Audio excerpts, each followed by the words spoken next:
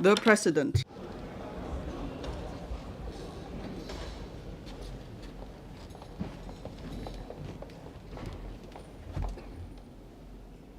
請各位繼 Members, please stand up while the Chief Executive enters the chamber.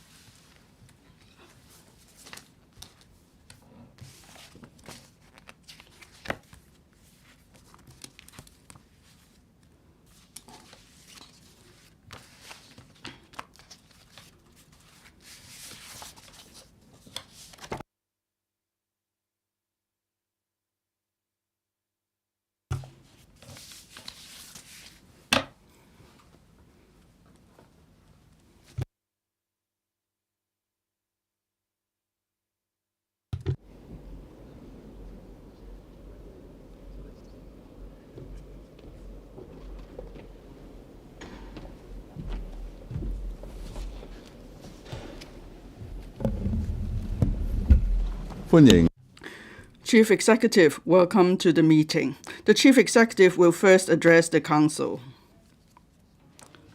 President, members, yesterday I delivered my third policy address.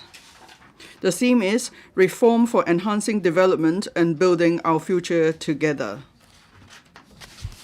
This policy address continues to follow through the 4 proposals put forward by President Xi Jinping in his important speech delivered on the 1st of July 2022. It outlines our vision and objectives for reforms and changes, as well as the related key measures and KPIs.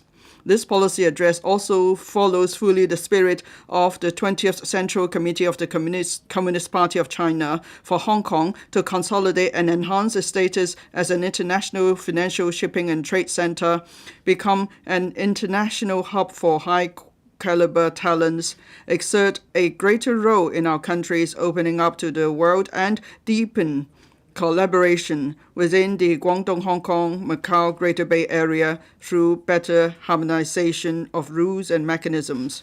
A supplement offering more details on the policy issues and related matters has also been compiled. 2 years ago, when I ran for office, I stated that in my election platform that we must embrace a reform mindset and we need further revamping. I said I would build a result-oriented government, setting key performance indicators, KPIs, to create a new government culture. In the past 2 years or so since I took office, I have been pushing for reforms. The government has focused on economic growth and on improving people's livelihood through development, with the well-being of the people of Hong Kong close to our hearts. There have been achievements in different areas in terms of the implementation of one country, 2 systems, governance, economic development, people's livelihood, and so on. Reform is a continuous process. This policy address will deepen our reforms. Regarding system reforms, I repeat my principle. Anything essential but lacking in the system must be established. Any serious shortcomings must be rectified. Any bottlenecks, weaknesses, or hurdles must be overcome. And any areas in need of consolidation must be reinforced and improved. In the reform process, we have to decide what should be built from scratch, what should be overhauled to set things right, and what should be consolidated and bolstered. In taking forward reforms, we must have a systemic mindset and manage the relationships between overall and local interests, between the present and future, between macro and micro concerns, and so on. Our reform proposals must take heed of the prevailing circumstances and be tailored to local conditions. Ways to reform include starting from scratch and improving, consolidating, upgrading, strengthening, deepening, and continuing with reforms of targeted systems already in place.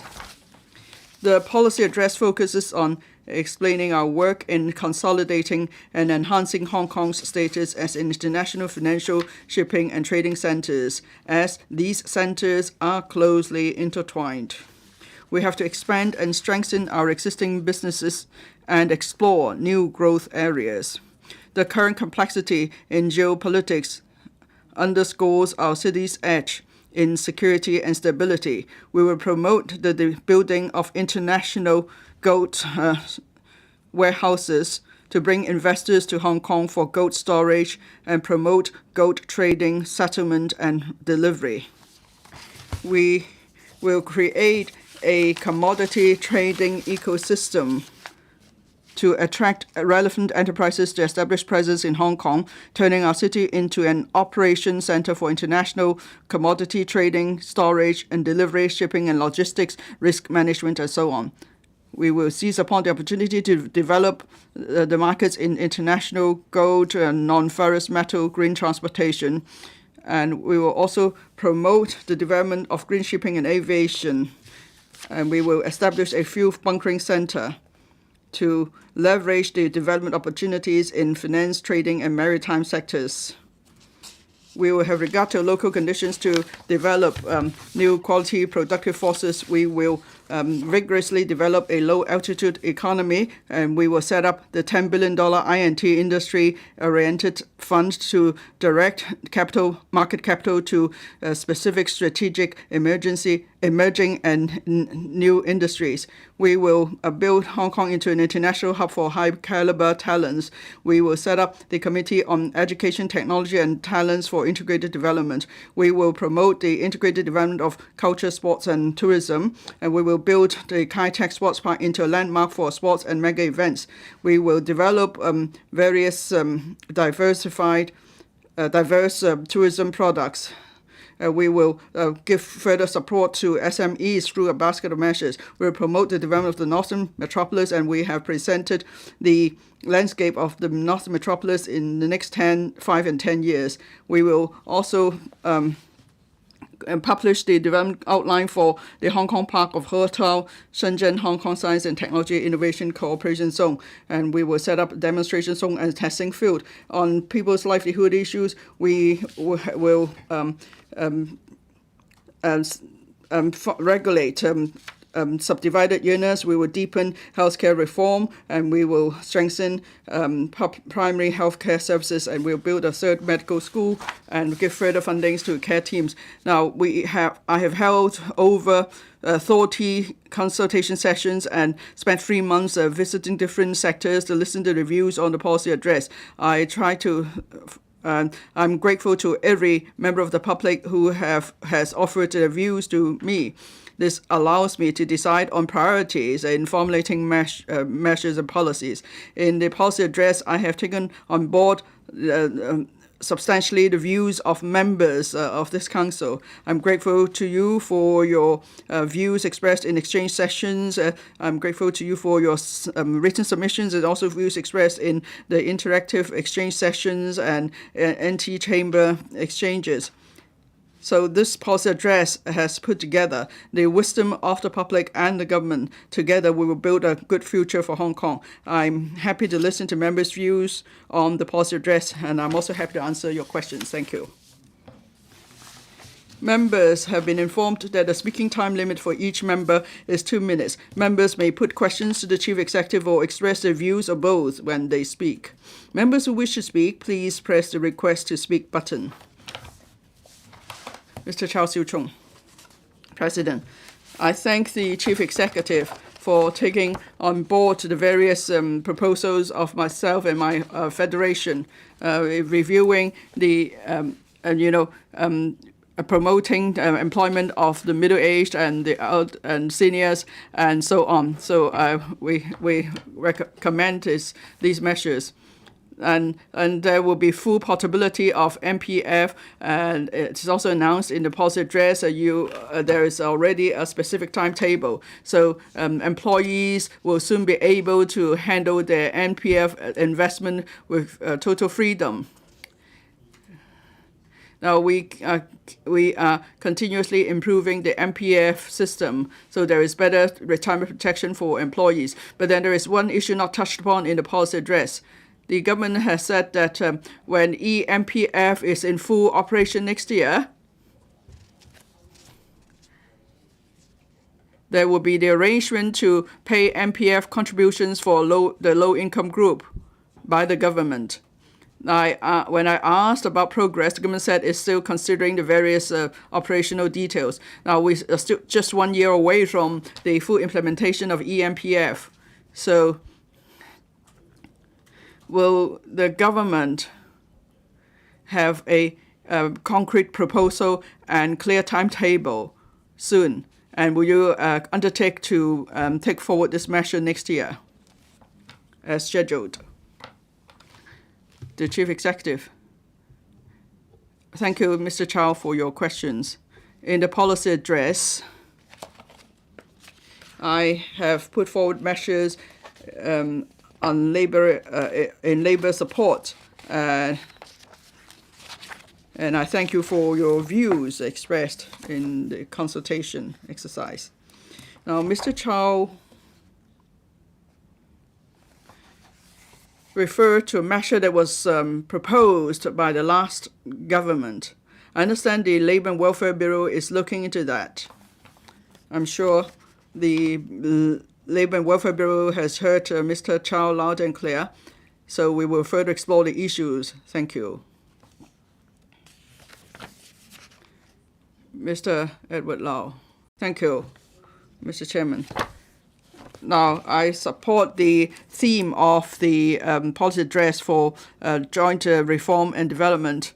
Now, the policy address describes that the Northern Metropolis is going to take shape soon, and so you need to review change your current approval process and culture, and also we have to address the high construction costs. Now. There will be in joint collaboration by different parties. Does the Revenue Department have any plans, concrete plans, so that we could speed ahead with the projects while keeping costs down? And I would also like to thank you for taking on board the views of the DAB. Now, in the Northern Metropolis, 3 locations have been identified for pilot schemes. And then there will be company set up by the government to take the lead in building the various industry parks. So we could speed up such development, I believe. And so can you confirm the locations of the 3 pilot sites? And given the current economic condition, how can you make sure the private sector will take part in this project? Now, I think for these companies set up to lead the development of the Northern Metropolis, it will complement the work of the Northern Metropolis office because they are not so market-oriented in their mindset.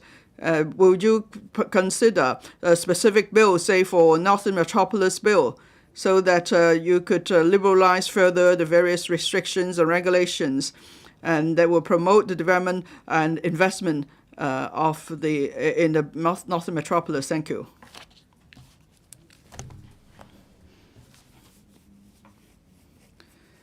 Now, in our internal circular, we've made it clear that for departments involved in the approving of the various development plans, well, there is actually a ad hoc task force set up to promote the development of Northern Metropolis.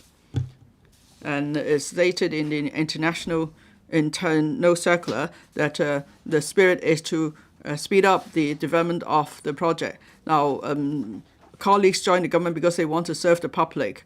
So this is just another reminder that they are here to serve the public. In terms of enhancing the system, that is a continuous process.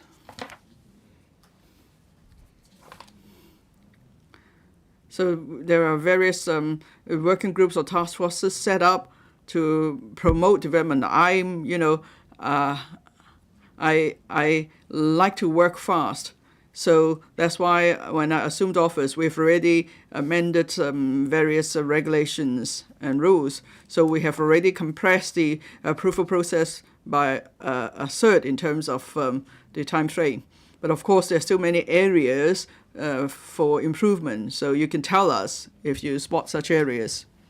On the work attitude of civil servants, I know there are different expectations from the community, and the civil service team works hard to meet those expectations. Then we have to be fair. If you look at the latest World Competitiveness Report, the efficiency of the Hong Kong government is ranked among the top 3. So our civil servants are ranked among the top 3 in terms of efficiency. That means they are committed to do the best they could. And even if they want to speed things up, sometimes it's first about revising the system. And then under the current system, we hope that different departments will be able to work even better together. And I'm sure they will continue to work better. And if you spot any issues, well, I'm sure all civil servants are happy to improve their efficiency in specific areas. Mr. Lau mentioned the Northern Metropolis in particular. I'll leave the details to the Development Bureau to explain to you, because there are various considerations in terms of the choice of locations. For different locations, what their purposes should be for and how big the size should be. Well, I'll leave it to the Development Bureau to explain the technical issues to you. But then I would like to share with you the primary concept.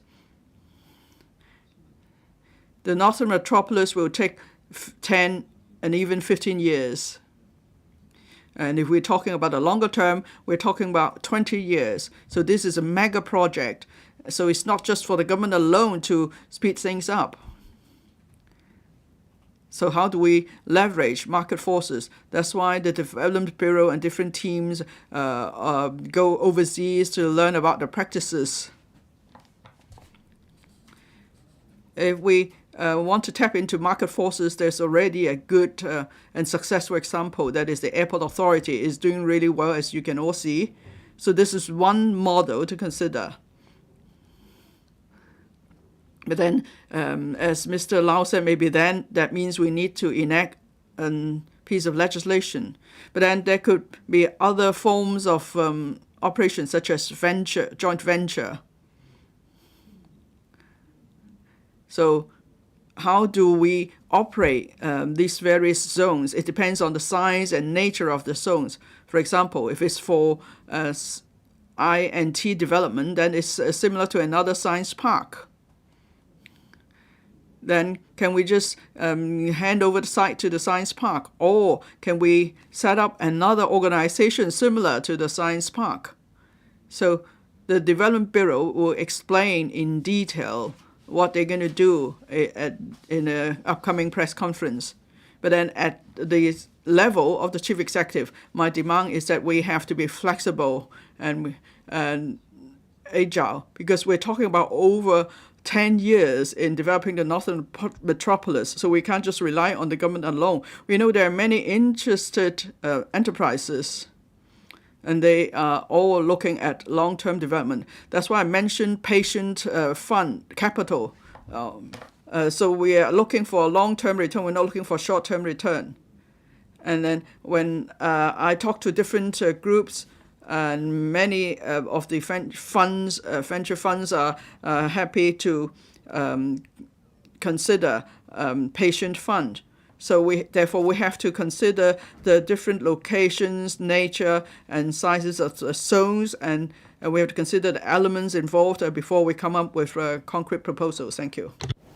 Ms. Lilian Kwok, in your policy address, we can see that the government cares about people's livelihood. I thank the government for taking on board DAB's suggestions. In your policy address, you put forward a lot of policies to attract talents, and you promote the development of Hong Kong into an international higher education hub. I'm glad to see that you are setting up a committee on education, technology, and talents. It is believed that through this committee, we're able to open a new chapter for Hong Kong. Currently, resources have been focused on higher education. I personally think that DSE can also help Hong Kong develop itself into an higher education hub. DSE currently should focus on Chinese and Chinese history. 600 schools currently now admit the qualification of DSE. In the mainland, there are a lot of high schools recruit students through the DSE scheme. I believe that if we promote DSE, we can tell good stories of China, we can promote Chinese culture, we can also attract overseas students to come to Hong Kong to take the DSE exams. This will facilitate exchanges. And this is in line with promoting Hong Kong as a higher education hub. How can we enhance the influence of DSE in Belt and Road countries? How can we build DSE as a brand? What thoughts do you have in this regard? What kind of measures or policies do you have to promote DSE? Chief Executive. Thank you, Ms. Lillian Kwok. In promoting Hong Kong into an international hub for high-caliber talents, we need diverse measures. Therefore, I propose to set up a committee on education, technology, and talents. I ask the Chief Secretary for Administration to lead this committee. This shows that I care about this committee and I have high expectations on this committee. I made reference to what President Xi in a national education conference. He gave an important speech on education. He spoke about the integration of education, technology, and talents, and I was deeply inspired by his thoughts, and I support his views on this.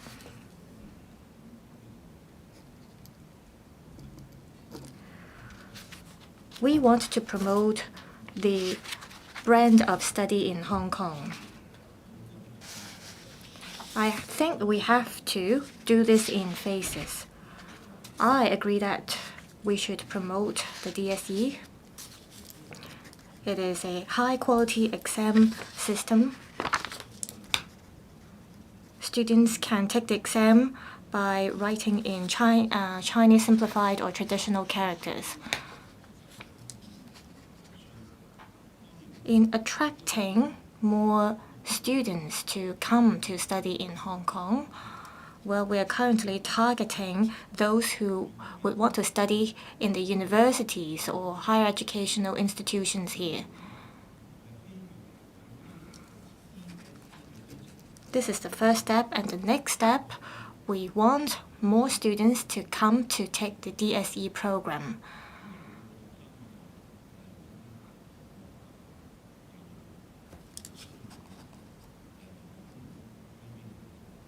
We can learn from the IB program. The IB program is successful. This is because IB programs are offered in many places in the world. And in these places, there are teachers who are qualified to teach such program. And in order to achieve this, it requires a lot of resources. There might be Belt and Road students who would like to take the DSE program. However, we have to make sure that there is a system where there are people or teachers who can teach such a program. And it takes time for us to get to that step or stage. At this stage now, we need to be pragmatic. In order to ensure success, I think we first need to attract overseas students to come to Hong Kong to study.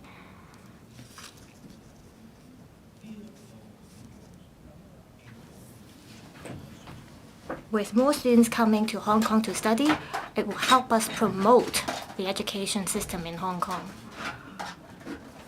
Say there might be one place or country who is interested in building a DSE program or system in their countries, then we can work with them.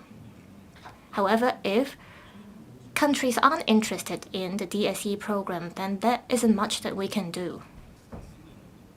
So the first step we have to take is to attract students to come to study in Hong Kong. These issues will be discussed at the Committee on Education, Technology and Talent. I thank Ms. Lillian Kwok for voicing her suggestions on education, and I thank her for her enthusiasm. Mr. Tan Yueheng. We are entering an aging society. People aged 65 or above account for 20% of our total population. That means 1 out of 4 people in Hong Kong will be an elderly. We are ranked the top in terms of our life expectancy. People live as long as 85 years.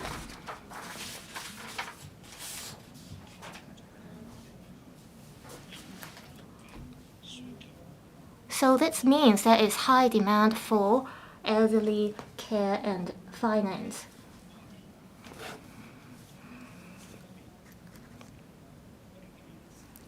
We should develop fintech, digital tech, and silver finance.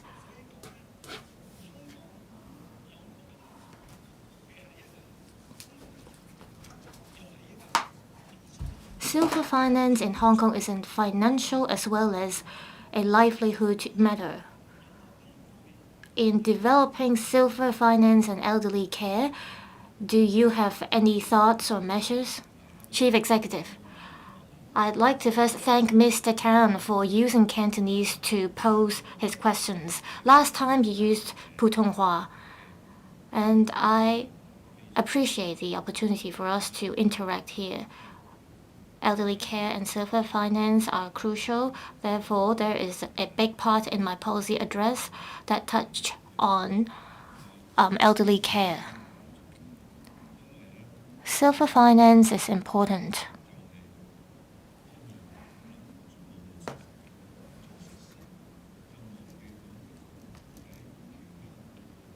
A lot of times we are too focused on what we do. We forget that elderly people have their needs. Therefore, I am proposing to set up a working group on promoting silver economy. A deputy secretary will chair this working group.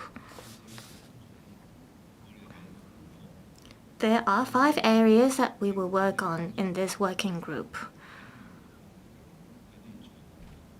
One focus is about the financial arrangement for our elderly people. There are financial products for retirees. However, there aren't enough promotions or publicity for these products. We haven't been putting enough resources in discovering these products. We often focus on the supply of these products only. So this working group that I mentioned about will work on these areas. For those who are from the financial sector, please feel free to tell me your thoughts. I'd also like to take this opportunity to hear about your valuable views. Mr. Tan. Thank you, Chief Executive. I have the following suggestions. I think you can increase the limit of MPF contributions of young people.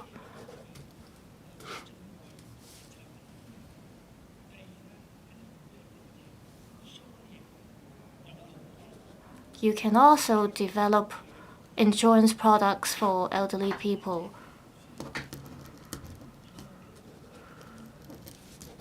You should enhance cross-border elderly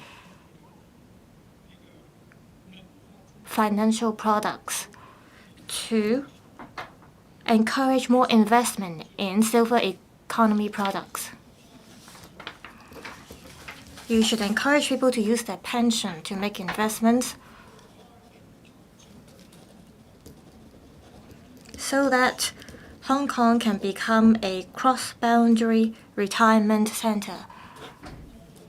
This can help leverage our advantages, and you can also, through these measures, make sure that elderly people can enjoy their twilight years. Thank you, Mr. Tan. We are putting our heads together in formulating these policies.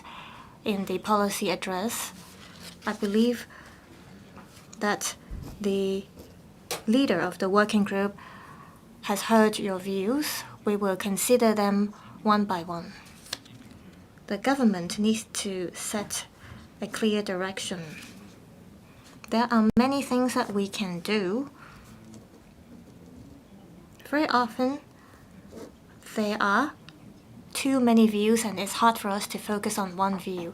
However, once we have set a clear direction, once we have a consensus in the community, then we can focus on one area. In the past, we only focused on a certain type of elderly people who need care. We also want other elderly people to live happily and healthily in Hong Kong. Mr. Peter Xu, Chief Executive. Well, we think this policy address is comprehensive. In particular, we support the measures in promoting economic development. And I thank the Chief Executive for taking on board many of the views of the Liberal Party. We know that we have a currently weak economy, and we are in the transformation period, in particular for the catering and retail industry. Now, there's the 100% loan guarantee, and also extending the principal moratorium by another year. Many actually called me last night to express their gratitude for this measure, because they think this is actually giving them a lifeline. Now, for one visit per week, we hope that it will be changed into multiple visits for the Greater Bay Area, and then also we would like to see more cities included in the one visit per week policy.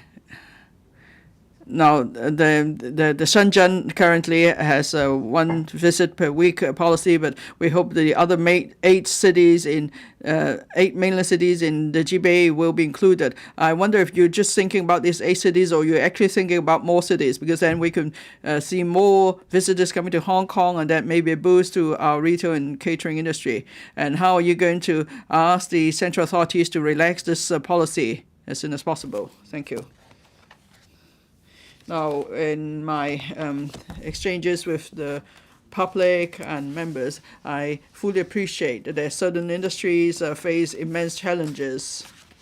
SMEs account for more than 95% of the operators in Hong Kong. So I want to help them as far as I could. I've taken on board the different views of members here. Of course, I also taken up the views of members of the public, and we have now 8 measures to help SMEs. Now, since we emerged from the pandemic, the SL government has been considering various measures carefully, and we are grateful to the central authorities for giving us direct channel to express our views and put forward our proposals. And I'm grateful to the various ministries and departments of the central authorities. They take very seriously our proposals. Well, you may think some of the proposals seem straightforward, but actually there are many hurdles to overcome. And many of the ministries and departments are all out to help Hong Kong address our different demands. So I would like to take this opportunity to thank all colleagues of the Hong Kong and Macau Affairs Office and the various ministries and departments. I thank the central government too for their care and concern. Now, in our discussion with our central authorities, we adopt a pragmatic attitude. So we only put forward measures that work. Now, of course, we're not at liberty to reveal the measures that we are exploring with the central authorities. We hope that we will be able to announce the approach soon. Now, of course, there are cities close to us that have direct transport links with us, so we are moving in that direction. I hope soon we'll be able to make an announcement. Thank you. Ms. Connie Lam. Thank you, Chief Executive, for taking up many of the views expressed in relation to the policy address. In particular, their measures on mental health policy and reforms of the healthcare system and so on. And many of the proposals put forward by members have been taken on board. I have asked for expansion of the dental service scope, and so that's also taken up. So you're actually listening to our views. And on improving the triage system and the specialist medical specialist appointment system, we want to remove the different layers of referral. So how are you going to go about do that? Now, on the mainland, there is no need for referral, but in Hong Kong, this is something new to us. So can you explain whether the outpatient service is a reform of the existing hospital, or is it to tie in with the development of the third medical school? Well, there's going to be the setting up of inter-specialty outpatient clinic. So what specialist departments will be services will be included? Now, in Kowloon East, the waiting time for specialist service is 185 weeks. But then in Kowloon East, there's a waiting time of 97 weeks for mental care services. So for many chronic patients, they are really concerned about the practices of a specialist clinic. So what is your response to their views? Chief Executive, thank you. In terms of healthcare, hearing what you said, I know that we have addressed the real issue. Now we're spending substantially on healthcare. Healthcare is among one of the top 3 policy areas with the highest spending. Healthcare, welfare, and education are the 3 areas where the government spends the most. They take up 60% of our government spending, so about 20% for each sector. And then, we have 15 policy bureau. That means other bureaus are not getting as much resources. So we have finite resources. How do we consider the provision of public services? We need to improve our efficiency and effectiveness. Now, Ms. Lam mentioned inter-specialty outpatient clinics. So what does that mean? Let's say there is a patient that sees a heart specialist or an other specialist. If there is a single specialist clinic that brings together all the specialists that this patient needs to see, and then this clinic, that means this patient needs only to go to one specialist clinic that provides some integrated services across different specialist disciplines.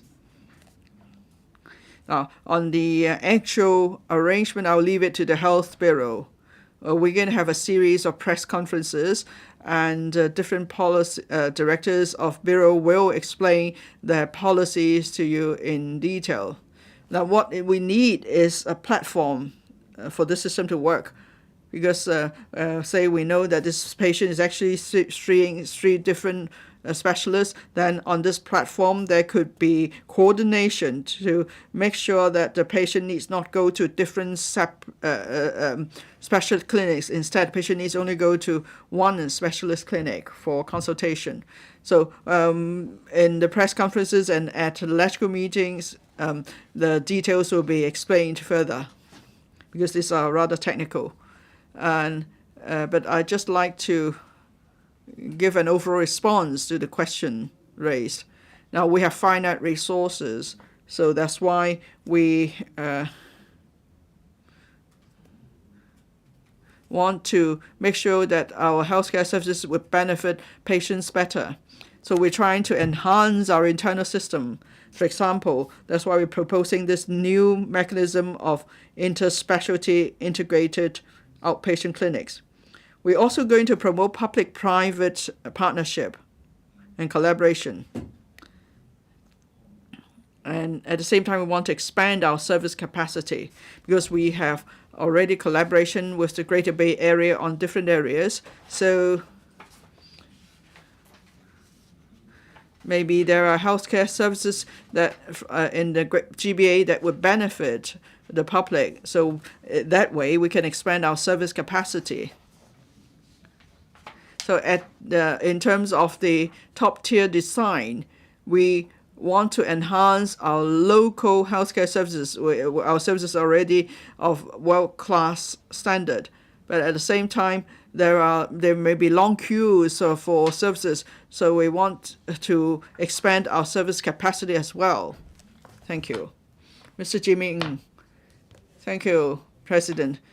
Thank you for taking on board the views, the 60 or 70 proposals of the BPA. The BPA was the first to put forward the principal moratorium arrangement.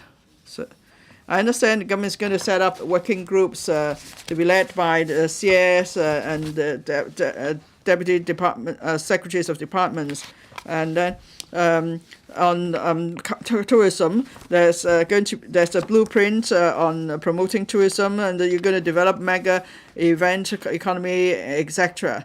Now, the Hong Kong story is spirit of entrepreneurship of the Lion Rock spirit. And then there are industrialists who converted their warehouses and so on. And then they also try to showcase the industrial development of Hong Kong using their properties. Now, in industrial tourism is also a form of special feature tourism. Would you include that in your plan?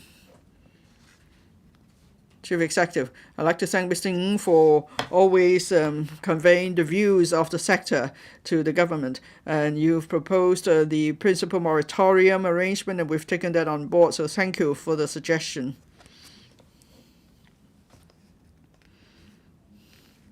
Now we're going to set up a working group on developing tourist hotspots. It's going to be led by Mr. Chirk, the Deputy Chief Secretary. Now, I want to share with you the philosophy behind this idea. When we consider developing tourism, colleagues would suggest, well, there is a need for coordination at a high level. Yes, it's true, we need coordination. But then when we want to develop tourist hotspots, it's also about the system. Now, in English, is termed ownership of the problem. So if a bureau should be responsible for a certain issue, it can't just hand over the responsibility just because there's a committee. So that's why it's all about ownership of responsibility. That's very important. Now, if there's a need just to strengthen coordination, the secretaries of departments or deputy secretaries of department will get involved.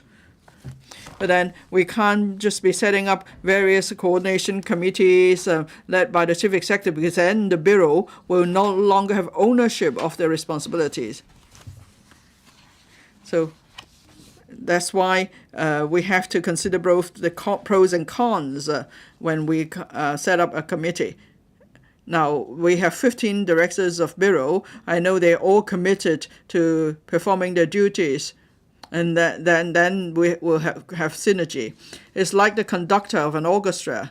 The conductor may not be the best violinist or pianist, but the conductor will make sure that every member of the orchestra will be giving their best to the performance. So we may have the blueprint, development blueprint for Hong Kong's tourism industry 2.0, and that's squarely under the jurisdiction of the Culture, Sports and Tourism Bureau. So we're not taking away the responsibility of the Bureau, but rather we're setting up a committee to enhance coordination. And maybe there's a need to make breakthroughs, so we need a new approach, and that means we also need new ideas. At the same time, we need to pull together community resources. So that's why if Mr. Chak is the leader of the working group, then he could make sure there is proper coordination. Because we have 18 districts, we have 18 district officers who know best the different tourist attractions in the districts. For example, Kowloon City, I served Kowloon City. The restaurants, they have great restaurants. So shall we set up a food village, for instance? So here we're tapping into local wisdom. And then in exchange sessions, I've heard many good suggestions in relation to tourism. For example, if I go to a certain place and people say, well, you haven't seen that spot, that means you've never been to that place, really. So we want something that is really the postcard of Hong Kong. So people will say, well, if you visit Hong Kong, you must visit this particular place. So these are the ideas we want to collect from the community. So the working group will do that. That's why we're talking about bringing together local wisdom and government effort. That's why I've stressed that there is a need for everyone to take part in the reform, because we are all patriots who are committed to building Hong Kong. You are not just commentators. And so you give us your suggestions.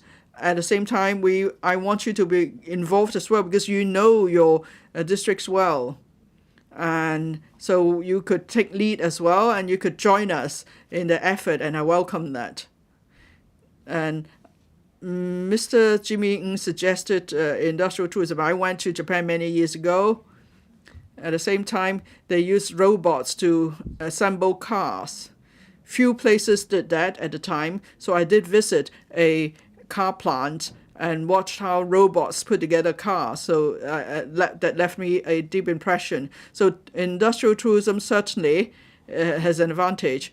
So if there are any obstacles that you have come across and you need the government to help to remove those obstacles, certainly we'll consider it. But don't wait. We want to reform. We want to self-reform to start with. We don't want to just wait for others to reform. Reform starts with us. So today we can consider what we can do so we get things done one at a time. Now, I've looked at assembly lines, manufacturing lines. I've visited the Productivity Council.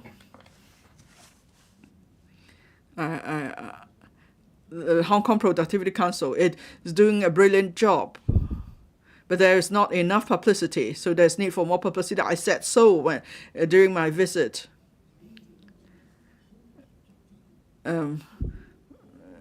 So there's need to do more publicity. We need to tell people what we're doing good at. And people want to learn actually from them. But then they don't do enough publicity. No one knows about it. So why is it that you don't take lead in promoting industrial tourism? If you come across any issues or red tapes, you can tell us and we will liberalize the regulations. But don't wait. Let's all work together and get things done one by one. As Mr. Xiao Baolong said, we must take forward all our plans one by one, and we must start acting now. Mr. Robert Lee, I thank the Chief Executive for putting forward a number of measures to support the development of Hong Kong into an international financial center. This includes the building of a gold trading market as well as a commodity trading system. Many members of my industry feel encouraged by these measures. we think that the government should continue to support sustainable development of the industry and should continue to innovate. In Hong Kong, there are products such as futures and gold. The gold storage was opened in the airport in 2009, and in 2019, the government also acquired a gold exchange. However, some are of the view that the government has not been doing enough in promoting gold trading. Therefore, a lot of the gold trading businesses have moved overseas. How can the SAR government avoid the relocation of gold trading businesses elsewhere, and how can we contribute more in this regard to our country? Chief Executive, we may not have done enough in the past. This is because there weren't enough policies. It is exactly because I've heard the views of people. That's why I'm putting forward these policies. We have to take actions. After formulating policies, of course, relevant stakeholders have to take actions as well. We strive to build Hong Kong into an international financial center and international trading center. We're proposing to build a warehouse for gold trading. This is to drive economy, to drive people's participation. The warehouse in the airport is for 150 tons of gold. One country recently built one warehouse for 500 tons of gold. So we have to catch up. We have to formulate relevant policies. We have emerged from the COVID pandemic since 2023. Last year, I focused my policies on recovering the economy. Now we have to focus our efforts in pursuing growth. That's why you see a series of reforms proposed in my policy address. I think what matters most is that we are heading towards the right direction. Once we have the right policies and we have the efforts from the community, then we will be able to achieve what we want. If we have the right policies, we'll be able to have gold trading, we'll have the relevant professionals in place. This is only one area that I want to focus on, however. I also care about building a commodity trading system.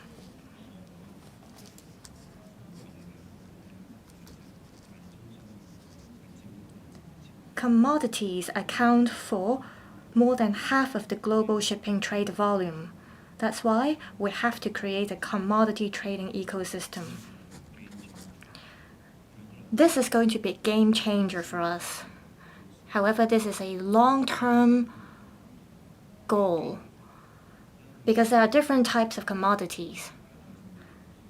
There is an international commodity exchange that has expressed its intention to establish warehouses in Hong Kong for storage and delivery of commodities, including non-ferrous metal products. With such warehouses, we'll be able to promote commodity trading. Of course, as I said, there are different types of commodities, including fuel and food. We will promote trading of these products as well. However, we have to build such a system from scratch, and it will take time.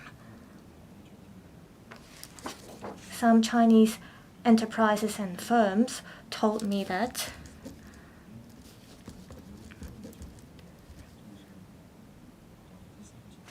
we may be able to build 30% of the commodities market in 5 to 10 years' time. Currently, we can't even achieve 1 or 10%. So we need time because we are only starting now. we are working to build a financial, shipping, and trading centers. And these three areas are interrelated. Trade drives goods. Goods requires shipping. And to promote shipping, we need capital. So all these areas are interrelated. That's why you can see in this year's policy address, there is comprehensive planning.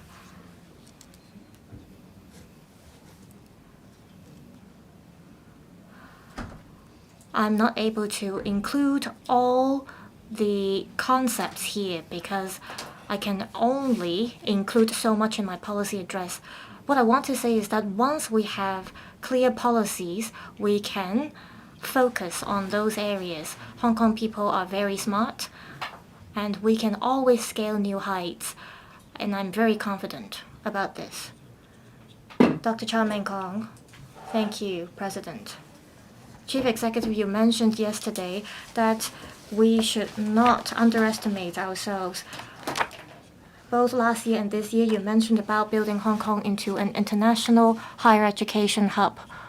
We have surpassed the three other tigers in Asia, including Taiwan. We have 7.5 million people, and we have at least 8 universities that are ranked the top 100 in Hong Kong, so we do have the advantages.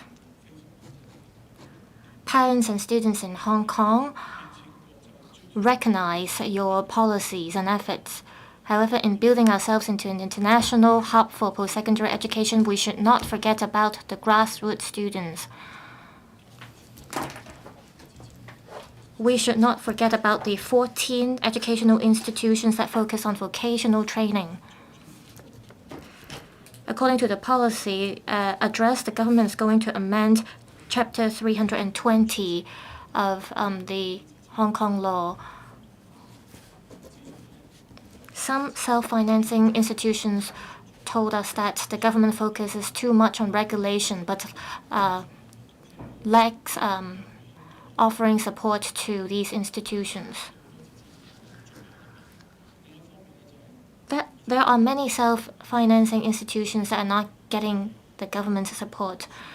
These institutions have been having difficulties in recruiting students because of the low birth rate, and there is a drop of 40% of DSE students in recent years. It's hard for these institutions to sustain themselves. As we continue to inject impetus to our economy, we have to ensure that we can scale new heights in the education sector. Chief Executive, I mentioned in my policy address that we should not underestimate ourselves, or we must remain confident in ourselves. Yesterday,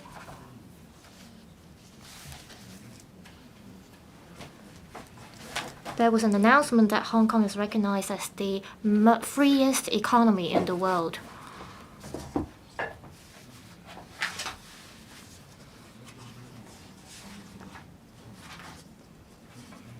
I focus on whether my policies are taking us to the right directions. Well, now I can see from international reports that my policies are heading to the right directions, because we are recognized as the freest economy in the world, and this helps boost our confidence. I agree that we enjoy advantages in our education sector. Hong Kong is a small city, and we, however, have 5 universities that are ranked as the top 100 universities. So I thank all of those who work in the education sector, and Dr. Chow Meng Kong is one of them. We need diversified development. So I agree with what Dr. Chow said, that apart from taking care of students coming from different places, we also have to attach importance to local students, in particular grassroots students. Therefore, we have different policies and measures that help our students attain higher education.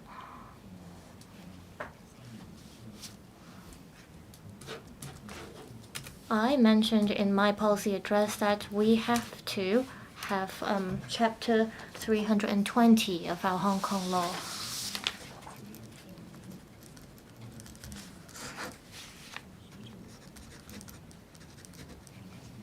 How can we ensure that private universities can provide services that meet people's expectations? We have to ensure that our brand is polished. Therefore, this Chapter 320 of our law is to help set standards. On the other hand, we have to provide support. What kind of support is needed? I think we need the views of the sector. The government may roll out policies to support the sector, for instance. And if we have clear standards, this is also considered a kind of support.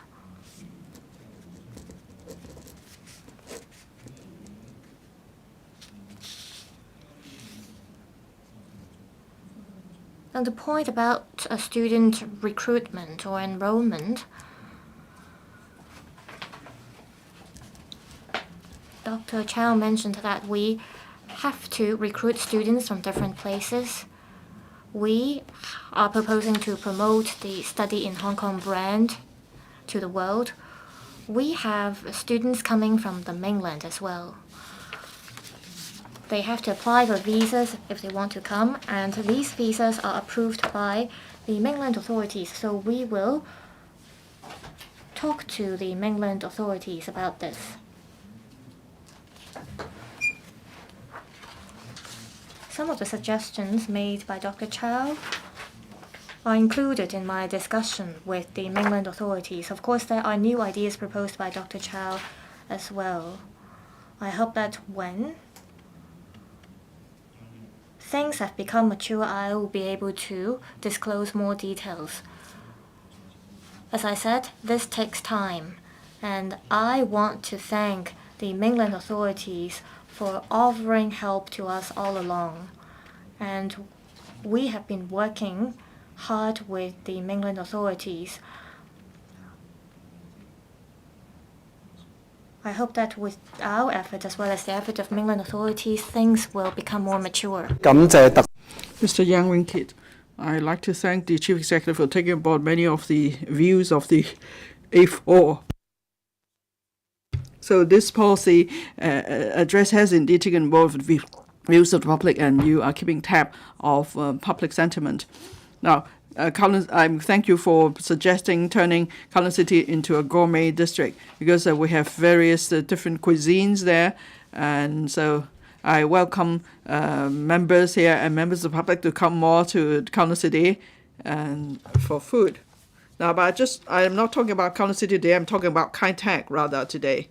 Now, there's much said on Kai Tak. The cruise terminal will become a main port of call, and then there will be convention and exhibition facilities to revitalize the cruise terminal, and then the community isolation hospital will be turned into a youth post and for youth activities and so on. So that helps to bring people to the district. And the smart and green mass transit system will be completed 3 years ahead of schedule, and that's good news too.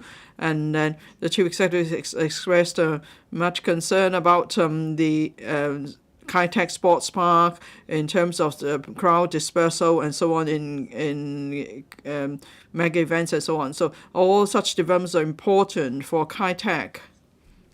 These measures also important for the East Kowloon Central Business District. Now, different policy bureaus are involved, transport and logistics, culture, sports and tourism, and development bureau and so on. So will you set up a Kai Tak office so that there will be cross-bureau coordination, and then we can turn Kai Tak into one of the area in Hong Kong with the best vitality, and then it will in turn contribute to our economy. Chief Executive. When I replied to Mr. Jiming's question, I mentioned that we do coordination every single day across the Bureau. For example, the botanical garden, there was a case of sudden death of animals. The Secretary for Culture, Sports and Tourism actually took the lead to coordinate the work of different departments and Bureau. So, in fact, all different terms of SL government have been ensuring coordination among Bureau and departments in performing our work. But then if we set up a committee for each and every incident, then maybe we will have over 50 committees. And so it's important that each bureau takes ownership of its responsibilities to start with. And so that's why we set up just working groups. Working groups are not the same as committees. I hope you see that. Working groups are result-oriented. Working groups focus on actions. Committees focus on strategies and plans. We're talking about longer-term issues. If you look at the policy address, this is an action-based policy address. We're just not talking about what we should do about culture and sports. We're talking about integrated development. So it's actually, we're talking about integrating being a verb because we want to achieve results as soon as possible. Now, Mr. Yang, your district has many attractive features. So each of the stakeholders need to get involved in the reform. I'm sure Mr. Yang will also get involved too. You mentioned the green mass transit system for Kai Tak. It will be completed 3 years ahead of schedule. That shows how different bureau and departments are working hard together to overcome the challenge. So Transport and Logistics Bureau colleagues have been working really hard to achieve this. So I hope you will appreciate that every civil servant is committed to serving the public. Whatever they can do to achieve that purpose, they will do so. And now you see there are, with the rationalization of the free road harbor crossings, you see the traffic conditions has been much improved. So again, there's the hard work of the relevant colleagues. As for Kai Tak, it's a very important project for us. And that's why I've asked the Chief Secretary to lead the working group. This is to make sure that the Kai Tak Sports Park will be open without hiccups. We want to make sure that all the support facilities and measures, handling of emergencies, crowd dispersals, and so on, could all be done properly. We want to make sure that the Kai Tak Sports Park will realize its full potential, because this is an important landmark for Hong Kong to scale new heights. Of course, this project is also a great challenge to the government, and that's why we've called many different meetings. And I thank the Chief Secretary for Administration for taking the lead and overseeing the opening of the sport park. But of course, if you see any room for improvement, do let us know. Thank you. Dr. Teck Chi-yun. Thank you. There are 3 professors winning the Nobel Prizes this year. They engage in an important research. That is, the social system is of utmost importance to the prosperity of a country. And they point out that an inclusive and accommodating system is a cornerstone for long-term prosperity. And by that, it means that there are measures to promote the participation of most people in economic and political activities, fair distribution of resources and opportunities, and the public have say in government affairs. Fourthly, there's protection of private properties. Now, in Hong Kong, we're seeing a widening wealth gap. We are seeing a huge population in poverty. Many people do not have a sense of belonging to the community. They are not taking an active part in public affairs. Are you worried that we don't have the right conditions for an inclusive society, and that may then stand in the way of our economic development? Are you concerned about that, Chief Executive? Chief Executive. Well, these are issues that I've always covered in my policy address. You mentioned, you know that in my policy address I've proposed a caring and inclusive society. That means everyone is involved. And of course, people may have different views about different issues in Hong Kong. There's no need to exaggerate that. If we have different views, we can have discussion. In this council, among members, there are often different views. And the government is also willing to listen to different views. You know, there are always pointed questions or critical questions raised at press conferences, and we will always try to answer those questions. If you come up with suggestions on ways to improve, well, some are well-intentioned and some are really poignant criticisms. And many of these actually become a part of the new measures in the policy address. So you see, we keep an open mind and we are very accommodating of different views. Now, we are a free and open society, and Hong Kong has once again become the freest economy in Hong Kong. By the freest economy, that means people are free to engage in any economic activities. And that means we have sound legal protection. Because with sound legal protection, then people have the greatest degree of freedom. And if you drive, there are traffic lights, limiting of freedom. No, it's just that because there is proper regulation, so everyone gets to enjoy the highest degree of freedom. And that's the Hong Kong we have. In Hong Kong, we hear opposing views every day.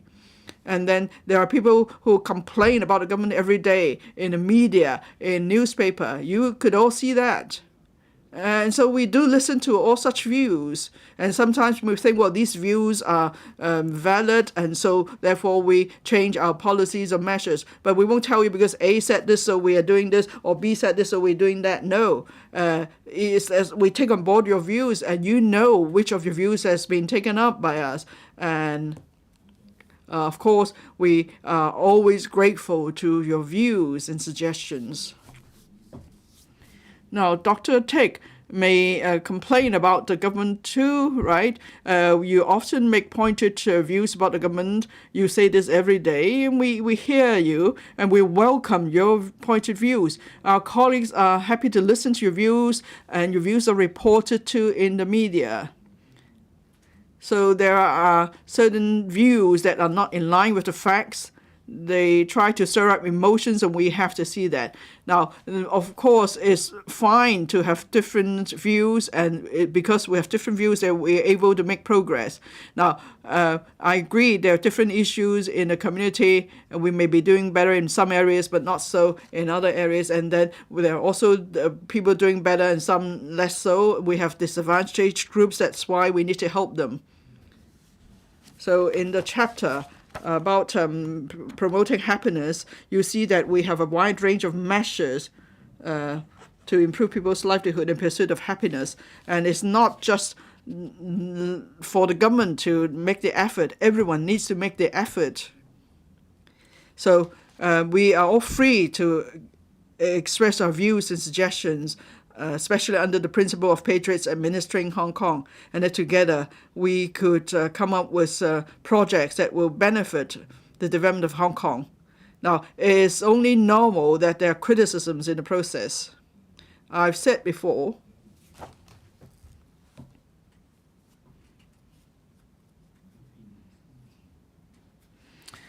that when we debate different views, then we gain wisdom. But then more importantly, we need to agree to disagree too. Because in any society, there will always be different and opposing views. So in this council, your function is to gain wisdom through debating different views, but then it is also important that we agree to disagree. Thank you. Mr. Franking An, I'd like to thank the Chief Executive, the LWB, as well as the Immigration Department for making great efforts over the past 2 years to troll for talents. This helps bring in a lot of high-end talents to Hong Kong. There are a number of measures to enhance the talent admission schemes and the policy address. This includes updating the talent list. This includes expanding the university list for the top talent pass scheme to include 13 more universities. There is also a new mechanism proposed to include high-quality talents to Hong Kong. I believe these measures will help bring in more high-end talents. We have to, however, also retain talents in Hong Kong. Many people told the DAB that it's been hard for some from the mainland to make investments in Hong Kong. The challenges include cross-boundary remittance.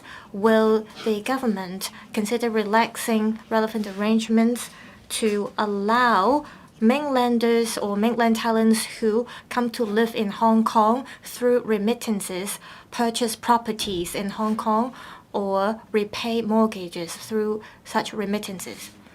Chief Executive. Dr. Ngan mentioned about talent. We attach importance to retaining talents. How can we help incoming talents secure jobs and take roots in Hong Kong? There are measures proposed in both last year's and this year's policy address. I thank the employers' groups for taking part in relevant events and activities to voice their opinions. We take into consideration all views in relation to retaining talents and helping talents to take root in Hong Kong. On cross-boundary remittance,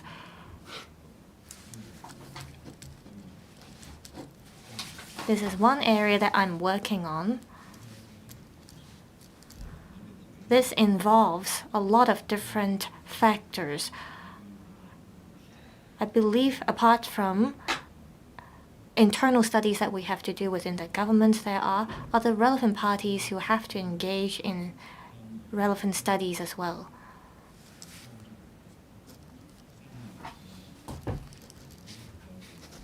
Any proposals that help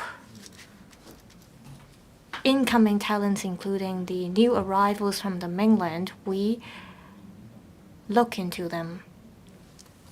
The Hong Kong Talent Engage is also working to help talent. Say, on the education front, we have helped a number of talents to look for schools for their children. On the medical front, we have been referring products to talents in need. Each talent requires different types of assistance. So the Hong Kong Talent Engage as well as the relevant departments are doing their best. Mr. Jesse Shang has set up an organization to help incoming talents. So we are working together. I'm willing to roll out new measures if there is a need to. Mr. Stanley Chief Executive, our party FTU is glad that the government is taking on board a lot of our suggestions. So our party thinks this policy address supports innovation reforms, and this shows that we're leveraging our advantages to help improve people's livelihood. We hope the SAR government would continue to improve its labor policies to enhance people's lives. Our party is concerned about labor in Hong Kong. If you look at the history of Hong Kong, we have seen times where population grew rapidly.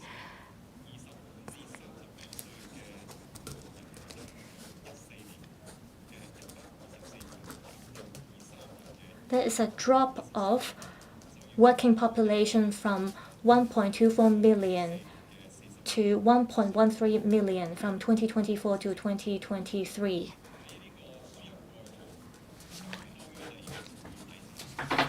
There are more cons to pros in importing labor, so the government is advocating training up workers to encourage mainland students to stay in Hong Kong to work. My question is, how effective are these measures in mitigating the problems we face in the low working population? Chief Executive, I thank the FTU for offering a lot of views for us to formulate measures. A lot of these measures or suggestions are very down to earth, and there is a series of measures that help take care of our labor in the policy address.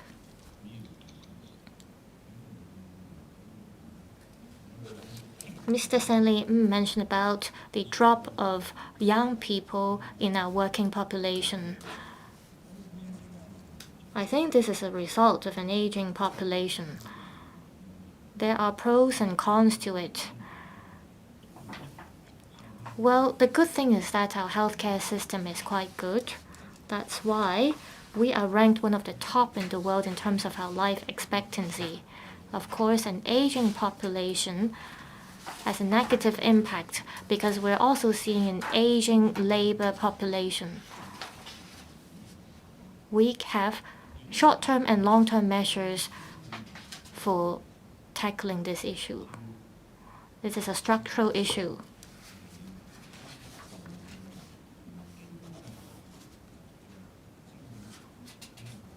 We have to study the relation between labor force as well as our economy. We are seeing a manpower shortage. If we continue to see a manpower shortage next year, this may be a short-term problem. So to tackle the manpower shortage, we are importing labor. In the long run, however, we are prioritizing the local labor force. We should focus on enhancing their skills and knowledge.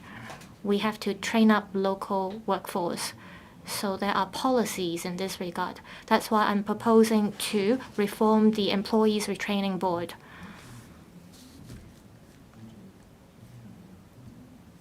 And I'm asking some labor organizations with experiences to help train up local workers. Of course, there's always room for us to do more. I welcome more views so that we can roll out more measures.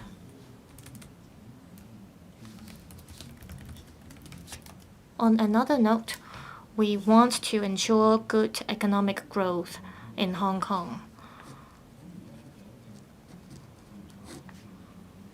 I'm proposing to reform the Employees Retraining Board, as mentioned in my policy address.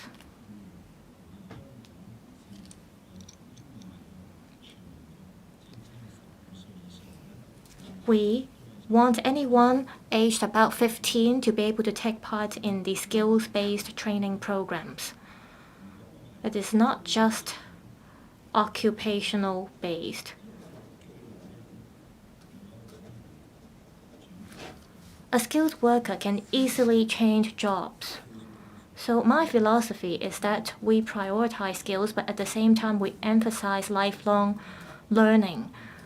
So the policy is to ensure that we're able to enhance the abilities of all workers in Hong Kong.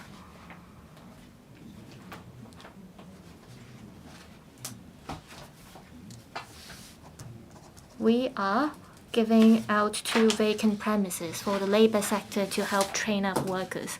We hope the relevant sectors can make good use of our resources because resources are limited and we have to maximize the value of these resources. Mr. Adrian Ho,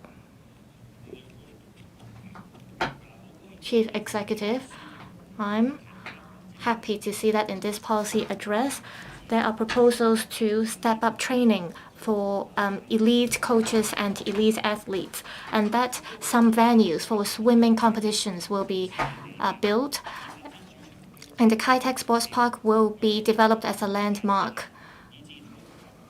I think these policies are very encouraging for the public.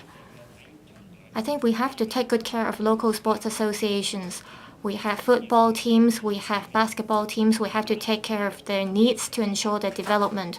We have to build signature sports teams in Hong Kong, and this will be conducive to bringing people together in Hong Kong. Many sports teams, however, encounter challenges in renting or hiring venues. There's a lack of major venues or major sports grounds, and this is hard for us to train up young athletes in Hong Kong, and this is not helpful for the long-term development of sports in Hong Kong. Apart from organizing mega events in Hong Kong, in terms of building venues and distributing venues, what are your strategies? Chief Executive. Thank you, Mr. Ho. In last year's policy address, well, there are policies that are mentioned in this year's policy as well. You should look at the two policy addresses together.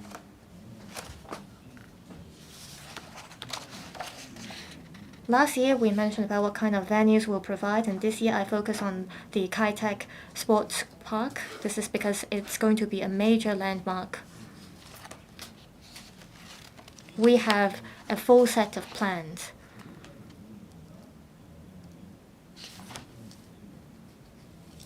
We are putting in lots of resources into sports. I care about whether we're able to achieve the best results as we put in such resources. That's why in this year's policy address, I mentioned about the SFOC as well as the NSAs. There will be findings in terms of the review of the governance of national sports associations in Hong Kong by the SFOC. I know that Mr. Ho cares about sports development in Hong Kong. I thank all of you who attach importance to the development of sports. The government has been putting in lots of resources over the years.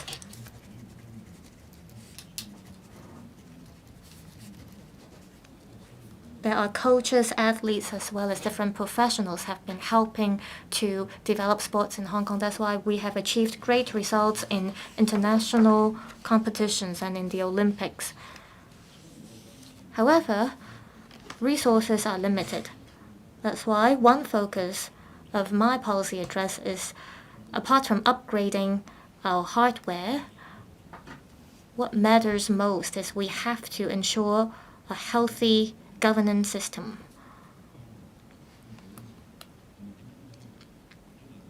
We have to ensure good governance and development of our national sports associations, and this is part of the reforms that I'm putting forward. I haven't released the relevant details in terms of how we're going to make reforms in this area yet. However, these will be covered in the report to be released by the SFOC. However, we value everyone's views.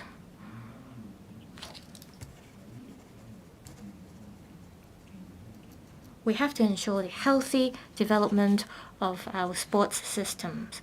So I look forward to this report. Chief Executive, please give a closing speech. President, I thank members for taking seriously this new policy address and the theme of reform. I thank members for their enthusiastic speeches and questions just now. The world is undergoing unprecedented changes in a century. Given the fast-changing environment, Hong Kong is also undergoing a critical period of economic restructuring. Mr. Xia Baolong, Director of the Hong Kong and Macau Affairs Office of the CPC Central Committee, as well as the Hong Kong and Macau Affairs Office of the State Council, expressed hopes that Hong Kong would actively and steadily take forward reforms in various areas. Reform is a continuous process. Reform is for enhancing governance and results. It should not happen just for the sake of it. If we only focus on breakthroughs and revamps, we may forget the original purpose of reform. We have to know what are the revamps and breakthroughs we want to make. We have to take into account the prevailing circumstances and strike a right balance. Reform is not only the responsibility of the SAR government, but also the responsibility of the entire community. Under an executive-led government and the principle of patriots administering Hong Kong, both the executive and the legislature have a role to play in leading social reforms. While demanding others to make reforms, it is more important that we start with ourselves. We must push ourselves to make reforms. We must embrace changes. We must be innovative.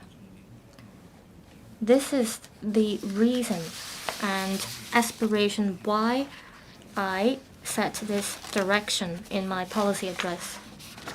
I hope that this policy address will have the support of members after thorough discussion in this council. I firmly believe that under the executive-led government and the principle of patriots administering Hong Kong, we'll be able to work together to make reforms, enhance development, and build a future together. Thank you.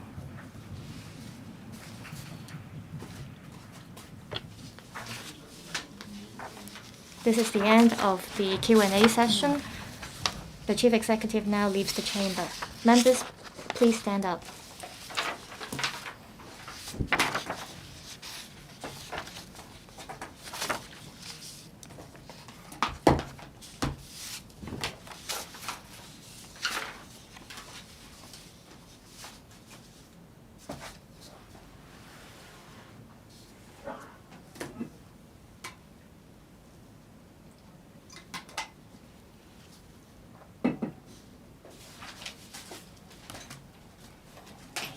I now adjourn the Council until 11 a.m. on Wednesday, the 23rd of October, 2024.